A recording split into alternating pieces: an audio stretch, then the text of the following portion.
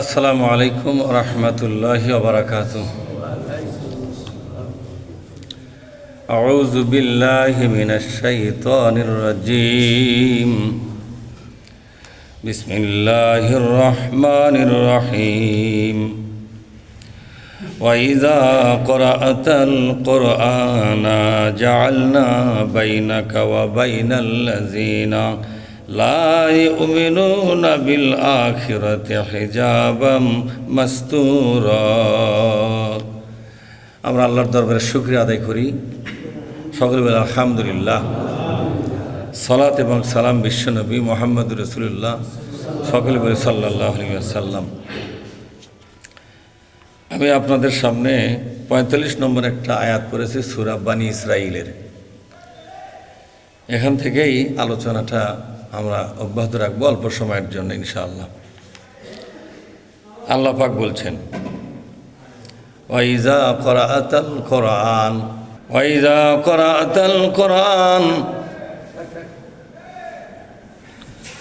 যখন তোমাদের সামনে তুমি যখন কোরআন পড়ো, মানুষকে যখন কোরআন বুঝাও, যখন তুমি কি করো, কোরআন পড়ো বা কোরআন বুঝাও, যখন তোমাদের কাছে কোরআন আল্লাহ রসুল শোনাতেন, সেই কথা বলছেন। এই সূরাটা মাক্কি সূরা। কি সূরা জোরে বলেন? মক্কা অবতীর্ণ হয়েছে। হিজরতের কিছুদিন আগেই এই সূরাটি নাযিল হয়। আল্লাহ পাক বলছেন, নবীজি যখন তুমি মানুষের সামনে কোরআন পড়ে শোনাও, ওয়াইযা ক্রাআতাল কুরআন, যখন তুমি মানুষের সামনে কোরআন পড়ে শোনাও, জাআলনা বাইনাকা ওয়া বাইনাল লাযিনা লা ইউমিনুনা বিল আখিরাতি হিজাবাম মাসতুরা।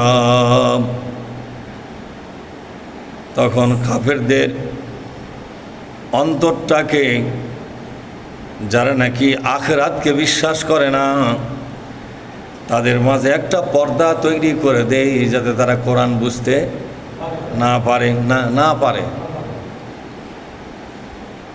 ওদের কলিজার উপর একটা পর্দা পড়ে যায়।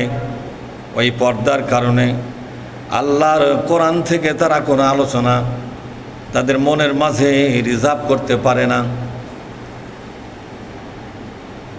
ওয়াজআলনা আলা কুলুবিহিম আকিন্নাহ, আর আমি তাদের কলবের ওপরে একটা পর্দা তৈরি করে দেই, আয়াফকাহু, যাতে করে আল্লাহর কোরআনের কোনো কথা তারা বুঝতে না পারে।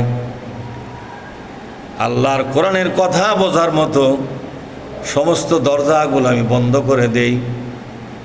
এখানে একটা রহস্য বোঝা গেল, এ কোরআন আল্লাহ সবাইকে বুঝতে দেবে না, তাই বোঝা গেল না? এ কোরআন আল্লাহ সবাইকে বুঝতে দেবে না। কেন সবাইকে বুঝতে দেবে না? ওয়াফি আযানিহিম ওয়াকরা, আর তাদের কানের পর্দার মধ্যে আর একটা পর্দা তৈরি করে দেই, যাতে করে আমার দেওয়া পর্দা ভেদ করে আল্লাহর কোরআনের কোনো বুঝ তাদের কলিজায় জমা হতে না পারে। নাউজুবিল্লাহ। ওরা কোরআনের মজলিসে বসবে, শুনবে, কিন্তু হৃদয়ের মধ্যে কোরআন ঢুকবে না, কলিজাটা কোরআনের জন্য তৈরি হবে না। এ কথাটা কে বলেছেন? জোরে বলুন। আল্লাহ পাক বুঝালেন। মক্কার অনেক কাফের নেতারা বিশ্ব নবীর দরবারের আশপাশে বসে থেকে তারা গোপনে কোরআন শরীফ শুনত। গোপনে তারা কোরআন শরীফ শুনত। আল্লাহ নবীও জানতেন না তারা কোরআন শরীফ শুনতেছে। আল্লাহ নবী জানতেন না তারা কোরআন শুনতেছে, অথচ গোপনে গোপনে তারা কোরআন শুনত। এই জন্যই গোপনে গোপনে তারা কোরআন শুনেছে। মজা লাগতো কথাগুলো, যে খাঁটি কথা। কথাগুলো কি কথা? খাঁটি কথা। কথাগুলোর মধ্যে জ্ঞান আছে, বিজ্ঞান আছে, বাস্তবতার সাথে কথাগুলোর মিল আছে, আছে না নাই জোরে কন? এই জন্য এই কথাগুলো তারা শুনতে মজা পেত, ভালো লাগার জন্য, মজা লাগার জন্য। আর বিশ্বনবীর কণ্ঠে যখন কোরআন তেলাওয়াত হতো তখন আরও বেশি মজা লাগতো। অনেকগুলো কারণেই তারা গোপনে গোপনে কোরআন শুনতো, কিন্তু কাজ হতো না।